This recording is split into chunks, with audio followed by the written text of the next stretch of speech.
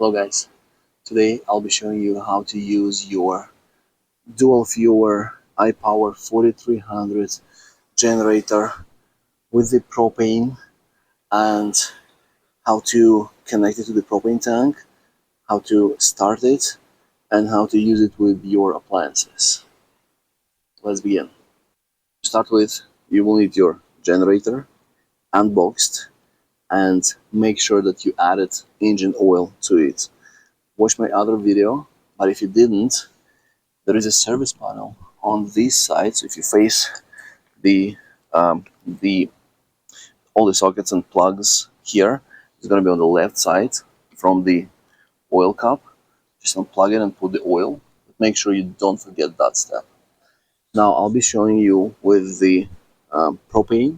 So you will need to have propane tank near you. I have the regular one that they use for barbecue, and you will need this hose, which comes with the generator in the box, and you will need one or two appliances that you want to connect to the generator, and we'll be using extension cord just to connect them directly to the generator. So the first step will be connecting the hose, and of course before you do that, make sure your propane tank disconnected from any other appliances, barbecues, smokers, and it's shut off. Now, to connect, you will see there is a little cap and the propane tank icon facing towards this connector. So you're going to screw it in,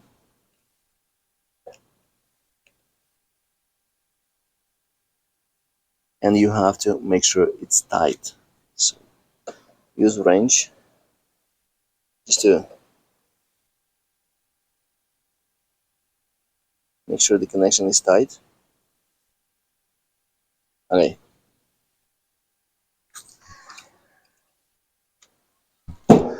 On the other side, connect it to your tank.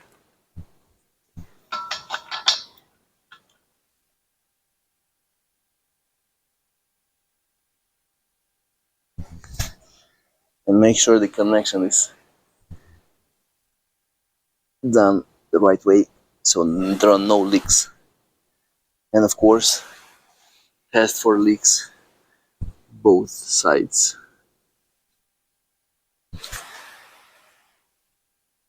Okay, so once you connected this hose to your generator, you can open up the propane tank first. So open it up.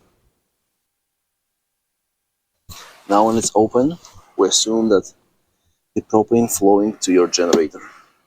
After fully opening your propane tank, I let it sit for a minute, and then I also smelled here and there as well additionally, just to make sure there are no leaks.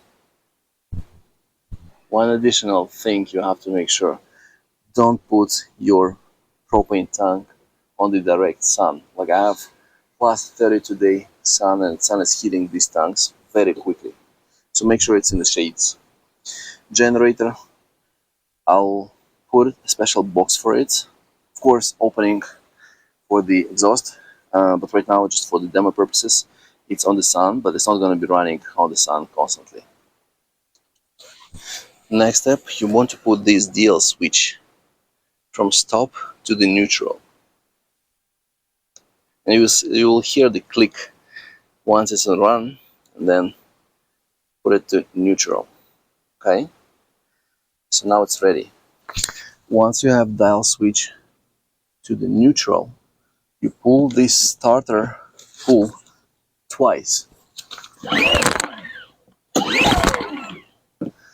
Then, sort of priming, you put it on running position. Then you pull it until you see the resistance, hear the resistance. Then you pull one more time. That's it. That's how you start it. Now it's running. When your generator is started, you will have low idle switch turned off. That's very important.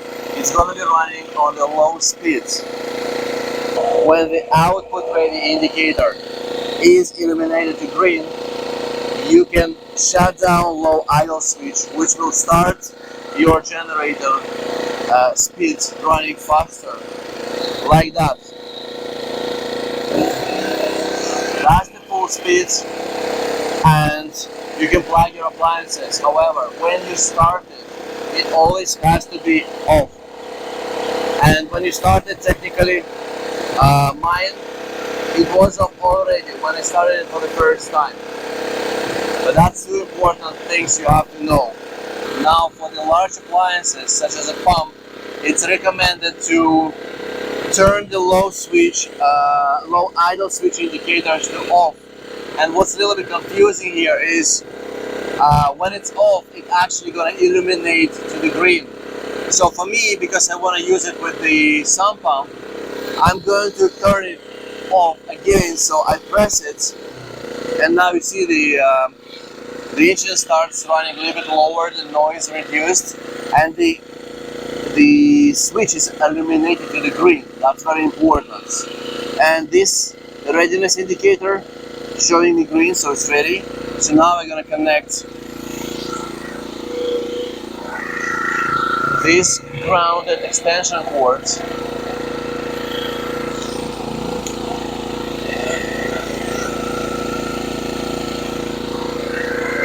and then I will trigger the sump pump to use the generator. We are in the basement at the moment, and before plugging the sump pump, we're gonna try with this light. So yeah, let's see.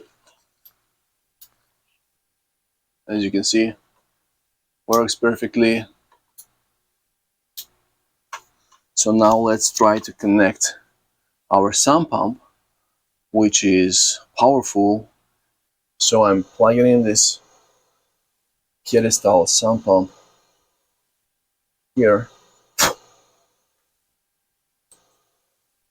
Okay, now it's plugged. And now we're going to trigger this sump pump by pouring the bucket of water into the pit and see how it goes.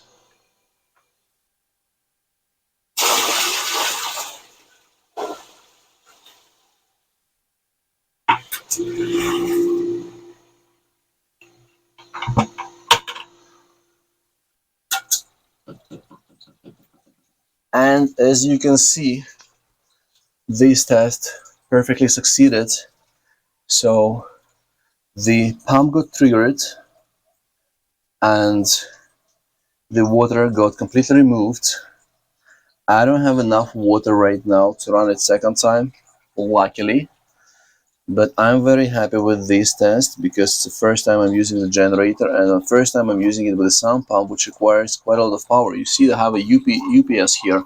That's not powerful enough to kick it off at all. That's used only for the Wi-Fi.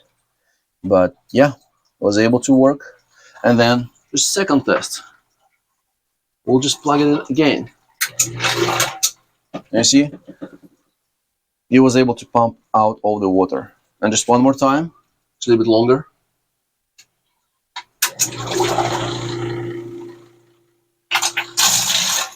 Perfect.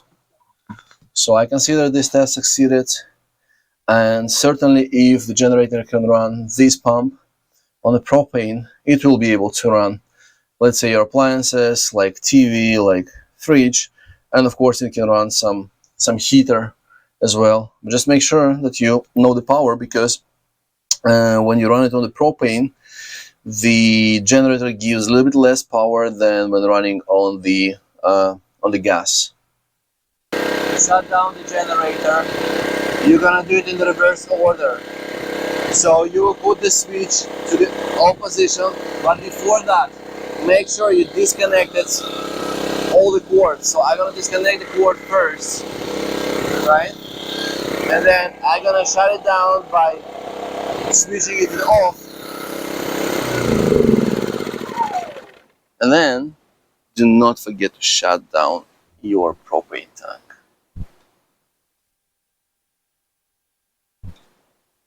Now, there is a little bit of propane left here in this quart.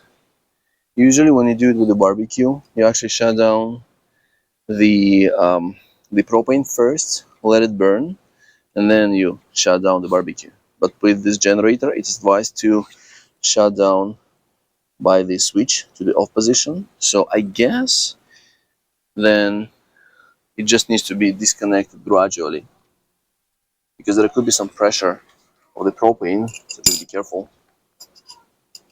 when disconnect.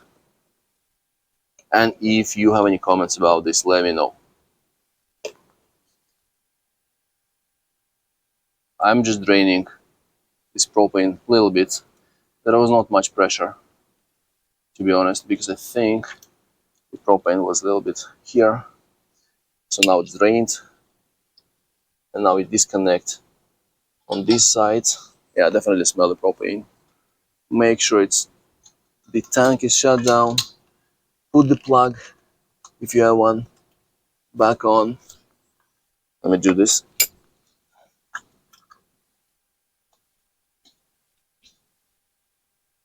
Now your tank can be safely stored or reconnected back to your barbecue. And this guy, let it cool down a little bit, because definitely the exhaust is very hot. So leave it for some time, depending on the outdoor temperature, until it cools down, and then you can store it. It was the propane, so nothing else needed. And yeah, that's how you turn on your A-iPower 4300 dual fuel generator. That's how you operate it, and that's how you shut it down. Thank you guys for watching, and let me know if you have any questions down below in the comments. Cheers.